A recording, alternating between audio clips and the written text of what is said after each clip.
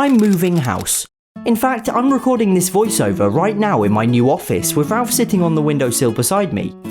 But before the big move, I had one lingering question. You see, last year I used a GPS tracking device to see where Ralph went at night. It turns out he's quite the adventurer, exploring much further than I'd ever imagined. But what exactly he got up to on these adventures remained a mystery. Whilst I knew where he went, I had no idea what he was doing there.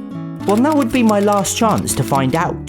Everyone in the comments suggested strapping a GoPro to Ralph to film his escapades, but well, I doubt Mrs. Pennyapple next door would appreciate Ralph filming her in private, and I very much doubt we'd want to see what that looks like. So I did the next best thing and followed him.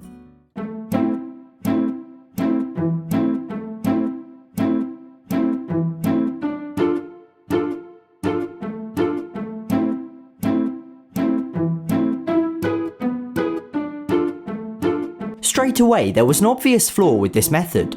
Ralph was the one following me, and each time I managed to subtly sneak away, he'd run straight over the moment he noticed. My being there was affecting his behaviour. But when I stayed close, he spent most of the time just sniffing various objects.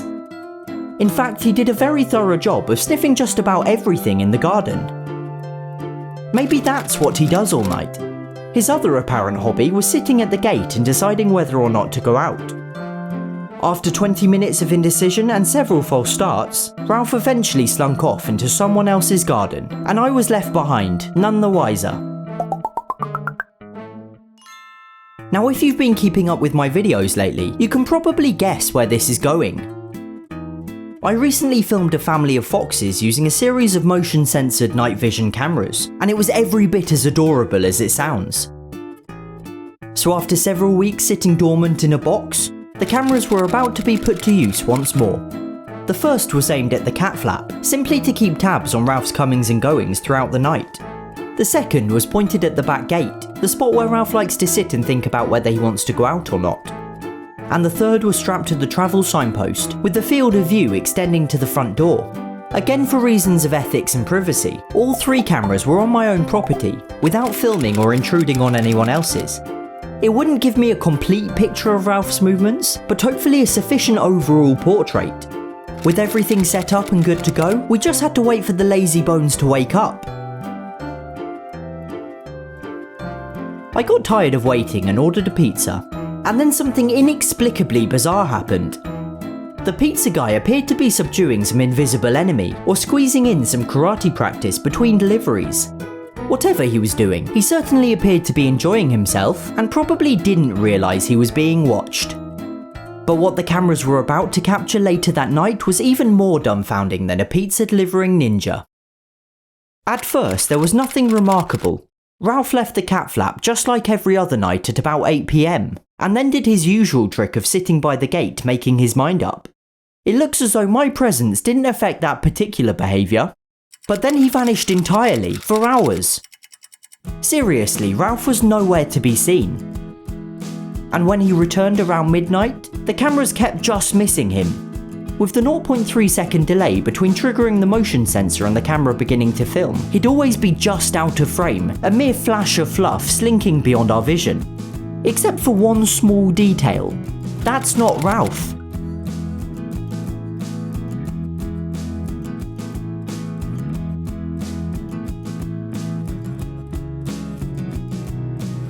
This is George, Ralph's orange counterpart.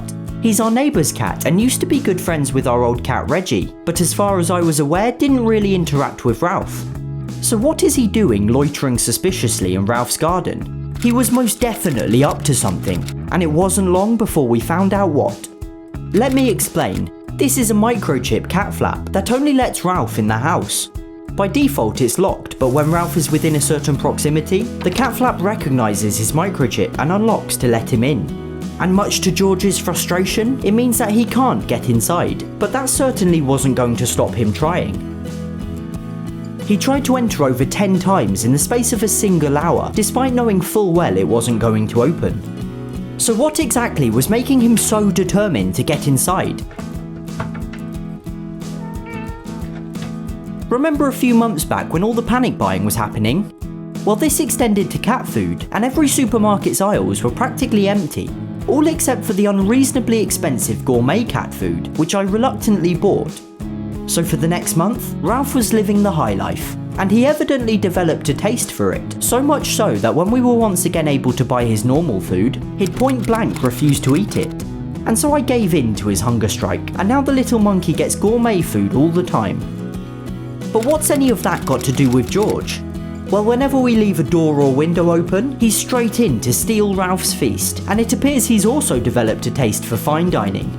If his determination is anything to go by, that cat food must be really good.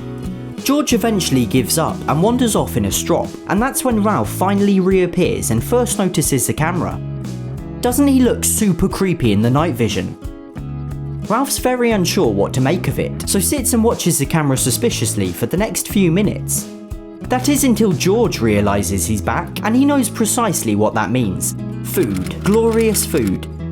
Ralph is very literally the key to the cat flap, and as long as he's within a few centimetres, George can get in too.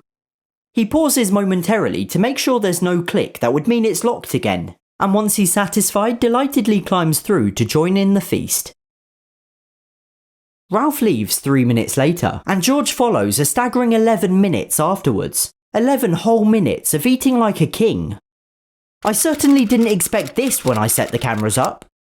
Once again, the two cats disappear for 5 hours until early morning. By now, someone's woken up and left fresh food out for Ralph, and it looks like George is hungry again. Soon Ralph returns to unlock the culinary wonders, and just like last time is inside for a mere 4 minutes, whilst George stays in and eats for 10, licking his lips upon his exit. I really am shocked. He's got it all figured out and knows exactly how to get to the food. I left the cameras on for 2 more nights, and they captured the exact same thing over and over. George repeatedly trying the cat flap, and often waiting in position until Ralph returned, then the pair going inside together. Ralph would always leave first, followed by George a good few minutes afterwards, usually licking his lips after a lavish banquet of stolen food. On one of the mornings, the camera caught them briefly playing together under the gate, but this was the first and only sign of any sort of relationship the two cats might have had. Whilst Ralph was looking for friendship, George was in it for the food. Though the filming didn't shed any light on what Ralph got up to on his great adventures, it most certainly revealed a secret part of his life that I never knew existed. And like I said, it really showed me that now, some 7 months after losing his brother, Ralph was in need of a friend. So as we said goodbye to my parents' house and to this chapter in our lives, a friend is exactly what Ralph would be getting. But that's a story for another video. If you can't wait until then, go follow me on Instagram for an exclusive sneak peek. And over on Instagram, Ralph has hundreds of friends from all over the world, and you sent in some truly marvellous royal portraits. There were so many amazing choices, but my top 10 in no particular order have got to be the adorable Socks in her wonderful Viking ship, Richie who clearly wants to become the new face of Andrex, Daxter looking dapper in his green spotty bow tie, Jurgen in his homemade 4-poster bed, Dolly sleeping in her tiny little crown, Tilly and Jasmine cuddled up together, Little Bear also looking elegant in his crown, the incredibly fluffy Yeti looking majestic in front of the fire, Ivy looking gorgeous for her portrait, and finally Garbo, who isn't even a cat but looks glorious nonetheless. Thanks to everyone who sent a picture in. It's been wonderful seeing all your creativity and how cute your cats are, and feel free to continue tagging me with more. Ralph and Tom, they're my favourite little pussycats. Ralph and Tom, they're my favourite little dudes. Ralph has very fluffy ears and Tom's a long cat. They hope you like their videos and subscribe too.